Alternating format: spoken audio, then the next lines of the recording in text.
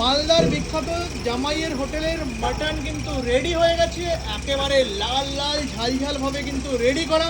দেখুন যা সুস্বাদু গন্ধ বেরোচ্ছে, আমি আর থাকতে পারছি না। আহা, বলে না যে ঘানেই সেই অর্ধভোজন, আমাদের কিন্তু একেবারে সেই ঘানেই অর্ধভোজন হয়ে যাচ্ছে।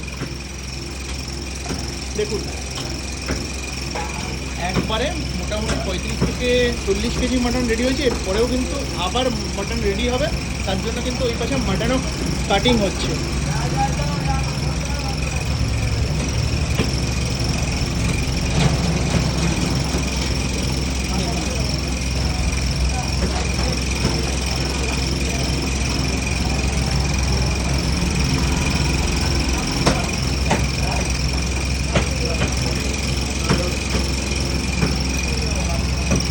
তো মোটামুটি আরেক জায়গায় মাটন রেডি দেখলাম, ওটা কি সকালবেলায় করেছেন?